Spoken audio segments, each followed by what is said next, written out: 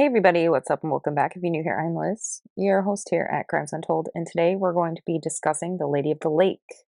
So, the murder of the Lady of the Lake of 1937, the lady that turned to soap. The Lady of the Lake in Lake Crescent is actually near Port Angeles, Washington. On July 6th of 1940, two fishermen saw something bobbing in the water, and what they find is the remains of a woman that was wrapped in fabric, and she was wearing a green dress. Now, the state of this woman was rather intriguing. There was no decay or smell. Her skin was porcelain-like, like white in color, and almost like glass. But her body was, in total, had saponified. Strange, right?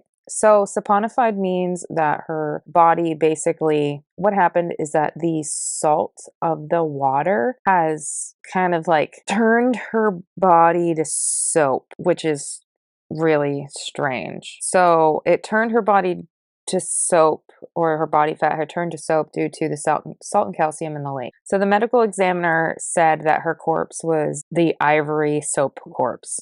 That's what they kind of nicknamed her as they had never seen anything like this before.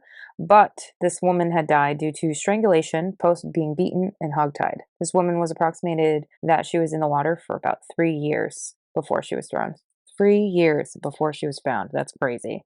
She was said to be in her mid-30s, about 140 pounds, and was about 5'3" in height. This woman would eventually be identified as that of Hallie Illingworth. Hallie Illingworth was identified to be the lady in the lake about 14 months after she was found by her dental records, and she went missing back in 1937. So Hallie Latham was born back on January 8th of 1901 in Greenville, Kentucky.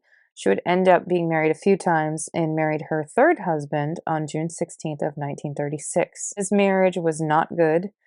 Cops would be called due to domestic disputes. Hallie would show up to work, and when she would show up to work, she had black eyes and bruises all over her arms and her face. She was a waitress, so it was kind of noticeable because she was being seen by everybody. But she would seemingly disappear once the holidays would come. No one saw Hallie after December 22nd of 1937. Her husband, Monty Illingworth, simply told people that she ran off with somebody. He then would marry and move to California, and the woman he married was somebody he was actually seeing prior to Hallie disappearing. Monty would live in Long Beach, California, and thought he got away with it, but no. He was brought in on October 26th of 1941 and was soon after charged with her murder. He ultimately would be found guilty of Hallie's murder on March 5th of 1942, and he was sentenced to life in prison at Washing State Penitentiary. But, times are strange because he was paroled in 1951 after serving only 9 years.